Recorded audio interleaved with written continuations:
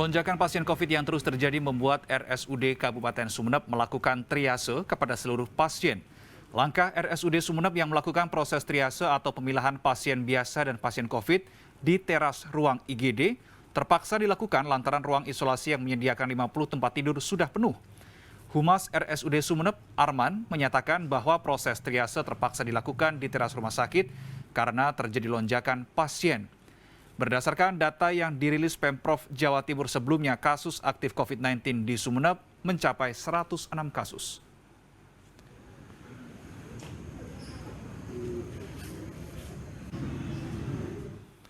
Kita kembali bergabung bersama dengan Dr. Dodo Anondo selaku Ketua Persi Jawa Timur yang tersambung melalui saluran Skype. Dr. Dodo, tadi Anda mengatakan bahwa ada beberapa korwil yang bornya atau bed occupancy rate-nya ini masih berada di kisaran 80%.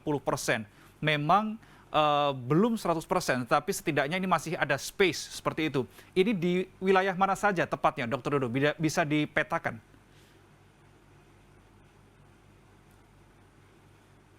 Halo? Selamat siang, Dr. Dodo. Halo? Oke, Ya. baik. Ya. Dr. Dodo, menyambung Ya. pertanyaan saya terkait dengan kapasitas bed occupancy rate 80% di beberapa korwil yang tadi Anda sudah sampaikan. Itu di wilayah mana saja, Dr. Dodo? Ya, tadi sudah saya sampaikan juga, yang sekitar 60-70% ini memang waktu itu daerah daerah Besuki, ya, korwil Besuki itu terdiri dari Lumajang, kemudian Jember, kemudian Banyuwangi. Tapi saat sekarang juga mulai naik semuanya. Ini yang perlu saya jelaskan. Kemudian daerah Kediri. Daerah Kediri itu terdiri dari Kediri, Tulungagung, Blitar, dan sebagainya. Ini sekitar situ sudah mulai naik juga. Ini baru laporan dari ketua korwilnya, saya kontak, ada kenaikan juga di situ, ya naik. Walaupun tidak secepat Surabaya. Memang kalau Surabaya, Sidoarjo, Gresik ini kemarin memang peningkatannya tajam sekali, sampai sekarang tidak ada penurunan sama sekali. Ini yang perlu. Oke, Dr. Dodo, muncul pertanyaan di masyarakat ketika bed occupancy rate di Surabaya kemudian Sidoarjo tadi Anda sampaikan 100% sudah penuh seperti itu. Muncul sebuah pertanyaan, apakah ini murni dari kasus wilayah itu sendiri atau sebenarnya ada juga beberapa pasien limpahan dari wilayah lain? Iya, terima kasih. Contohnya di Surabaya, ya di Surabaya ini saya lihat di rumah sakit, di beberapa rumah sakit memang ada limpahan dari kota lain, ya kota lain. Jadi bervariasi. Misalkan di rumah sakit saya di sini limpahan itu ada yang bahkan ada yang dari Jawa Tengah, dari daerah Klaten, kemudian dari Sidoarjo sendiri larinya juga di sini hari ini dari Sidoarjo 17. Ini contohnya seperti itu. Jadi kita memang rumah sakit sudah kita pesankan, memang nggak bisa nolak pasien dari mana. Ini ya kesulitan di situ. Justru saya juga kasihan penduduk Surabaya juga kadang-kadang tidak dapat tempat karena memang rumah sakit ini menerima pasien dari luar. Kalau kita nolak ini juga melanggar kode etiknya rumah sakit. Gitu. Baik, Dr. Dodo, kondisi ini apakah sudah terkomunikasikan dengan setidaknya kapasitas Anda Ketua Persi Jawa Timur setidaknya dengan tim Satgas COVID-19 Jawa Timur?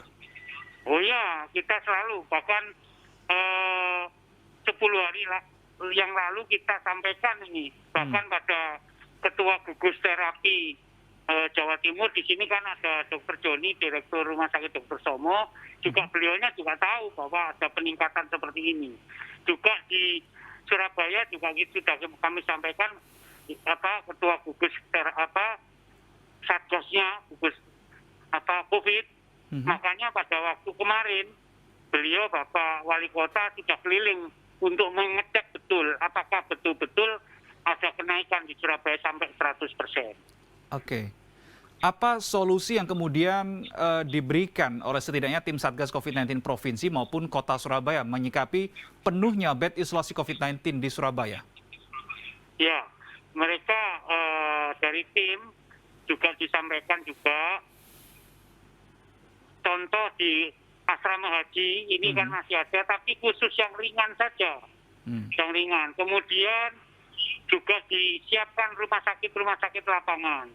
Contoh ada di Ngawi juga disiapkan rumah sakit lapangan.